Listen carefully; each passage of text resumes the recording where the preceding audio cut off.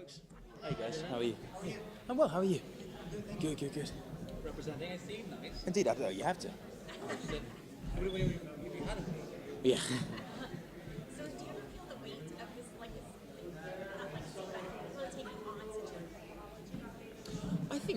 a yes, you absolutely know you're stepping into something that's bigger than you and is wonderful. I think weight wouldn't be the right way to describe it. I think the thing is I am a fan, and I've always been a fan, so I know what it means, and I know that it comes from passion, and I know that it comes from this is something that's important to people, and the pressure of that is just something that fuels your desire to get it right. And this is a show that is made by people who love this legacy. It's made by people who know what it means to be working on something like this. So we absolutely understand that, and we let that fuel us, which is a great thing. Is SEG tempted to at any point go with Adam to the presidency? Hey, I want to kind of see this big deal around something. Yeah, the thing is, Seg is being thrown in so many different directions. He doesn't really know what to think. He doesn't know what to believe. He's questioning everything, and I think that's part of what makes him a very relatable hero, is that he doesn't know right from wrong. Superman's greatest power is that he knows the right thing, and Seg doesn't have that. He's sort of not fully formed. He's morally adrift. So yes, he's definitely curious about what's going on, and maybe this grandson of his is a real thing, but it just doesn't feel possible to him at the minute. And does he actually do with this season? He goes to the president? Not this season, but it would be cool. It would definitely be cool. So Lyda and Seg obviously have a sort of star-crossed, tragic romance, even beyond what they know. Yes, So yeah. the end of House L and Zod, yeah. But right now, her mother is responsible for Seg's parents' death. Yes. You guys in the upcoming episodes, is there still hope for you? It definitely drives a wedge between them. And the thing is, there were so many forces already when they were together and everything was fine that we're trying to pull them apart. And there is a sense to them that maybe this relationship is doomed, but there's also no discounting the fact that these are two people who love each other. They're completely unique to each other, that they see the world the same way. And once you find that in someone, no matter what happens, it's hard to let that go. Well, how does Seg feel about Nissa? Nissa, well, it's really interesting. The thing is, Seg is a con man. He's a career con man. He does it for a living. He reads people for a living, and Nissa is the one person he can't get a read on. He thinks that she has her ulterior motives, which she probably does, being a Vex, but he's also not really sure what side she's playing, and he's intrigued by her. Because he has this carnal relationship with Lyta, but then, he's got the push button now. He's got a baby. He's got a baby with Nissa. There's a lot going on. Yeah, that's a really complex relationship. The thing is, all three of us, and also there's another player in it who guys haven't really properly met yet. I've only seen the pilot. So Dev M is another character in this who is Lyta's intended, who is a soldier and a believer in protecting Kandor and a loyal soldier, yet is also a good man. There are so many complex directions to be pulled here, but we all mutually despise the term love triangle because we feel it does disservice to the characters, and they're all thrown into a ridiculously complex situation, and all of them have their own goals, so inevitably relationships change and flux, and you'll see through the course of the season.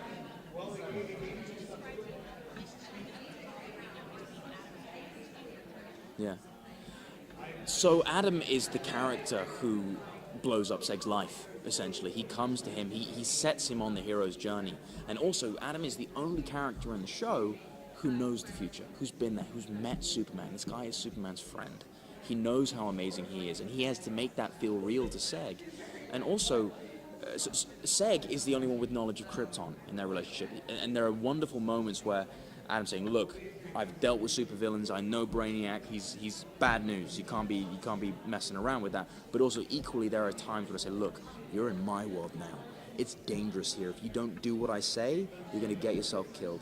And it's this really wonderful sort of odd couple relationship, and it's where a lot of the fun from the show comes from. Cameron Welsh, our showrunner, sat me and Shaun, Sipos down, who plays Adam Strange, and he said, do you guys like Butch Cassidy and the Sundance Kid? It's both of our favorite movies. So this is a relationship that they're sniping at each other, but there sort of is a growing, begrudging respect between the two. And they have a lot in common, and they are allies, whether they like it or not. Yeah.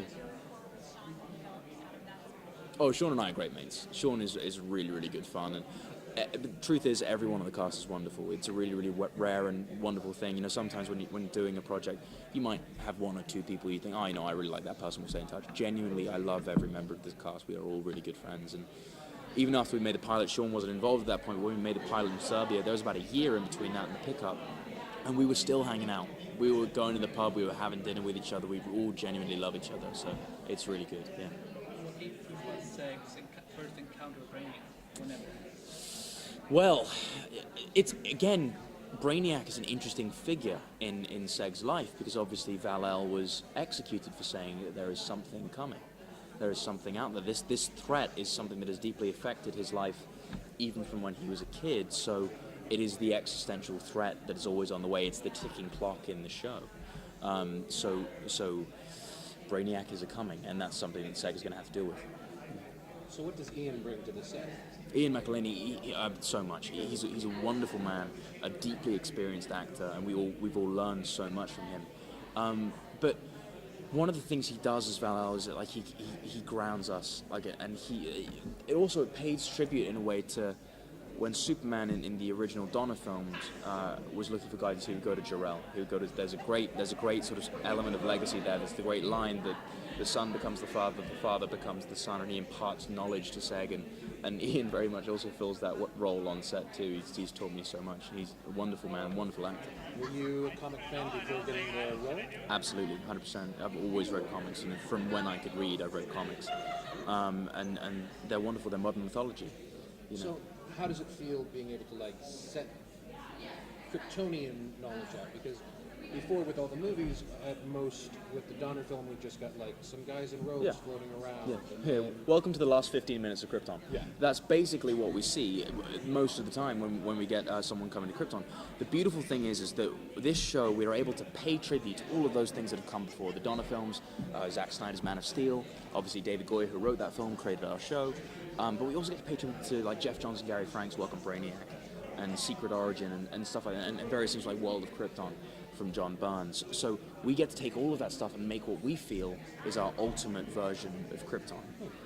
So being a fan, I've seen firsthand what those influences are, and I don't know if you saw the pilot, we have the John Williams theme in there. These are great things. It's so great for us to be able to play in this toy box because there are so many wonderful elements in there, and we get to pay tribute to those and use those as we forge our own path forward. Will we get to see more cities on Krypton other than Kandor? Everything feels just like Kandor's the only thing here. There are 9 different city-states on Krypton, and there are many different cultures within them, and I can absolutely say within Season 1 you will see at least one different culture.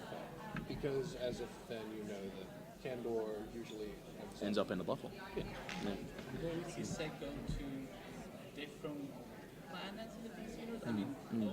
I mean, Yeah, there are so many things that we want to explore in the show. Obviously, this is just season 1, and we're trying to develop the characters. We got this plot with Brainiac and Adam Strange, but this show was devised as a gateway into the cosmic universe. We want to be playing with characters like the Omega Men and the Green Lantern Corps and Ran and Thanagar and all this sort of stuff. So these are very much designs that we have for the show. We have plans for it going forward. So we hope you like season 1 because there's definitely more coming.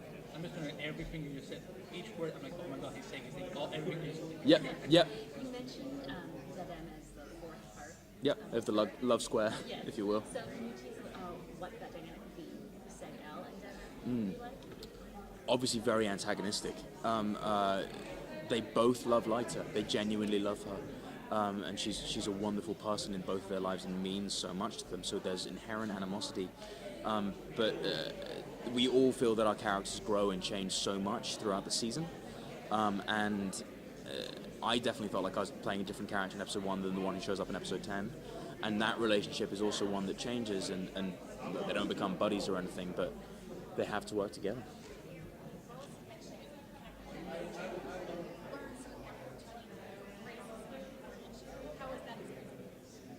I think the thing is, because I know it so well, because I am a fan, I almost take it for granted. You know, until everyone in the room's going like, "So what's Thanagar?" Like, I know it immediately. So it wasn't that difficult for me because I was a fan coming in it to begin with. Pretty much. I've been wrapping a red towel around my neck and jumping off the couch since I was about 5. So I'm a method actor. Yeah, preparing for a long time. So not Kryptonese, it's Kryptonian. Kryptonese. Okay. Kryptonese, yeah. Kryptonese will be the Kryptonian spoken language, yeah. You mentioned there will be something that you put from the comics as well as the franchise. Is there anything in particular that you... In the future? Gosh, there are so many things. I would love to see the Omega Men. I would love to see Booster Gold. That'd be awesome. There are so many things, and there are so many different directions that I'd love to go in. So there are too many to name, but you know, just this season we got Brainiac, we got Doomsday. There are all sorts of things coming your way. Who's your favorite Superman actor? So difficult. I genuinely do think we've been very lucky with who's played Superman on screen. But I think the first Superman that I saw on the big screen was Chris Reeve. And he not only embodied that on the screen, but he was an incredible person. Him and his wife Dana were embodying the spirit of Superman all the way through. And so I have a huge amount of respect for them. And to me, he is Superman. Yeah. We've seen other Superman media and other DC show like pay homage to previous actors who played these big roles and stuff. Are there any actors from like these other franchises you'd like to see come on the show as like, you know, like Gosh. I mean, the thing is, there have been so many fantastic actors. Who knows? Who's to say? I love Michael Rosenbaum. I love Smallville. Like, it would be so cool to have him in a cameo role somewhere. Yeah. Sure. Have you met any of the franchise actors from the franchise? Oh gosh, you know, I haven't. I would love to, but I haven't met them just yet. Yeah. Gosh, you having fun? That's the main thing I think I'd ask, because I definitely am. Thanks. Great. Thanks, guys. Take care.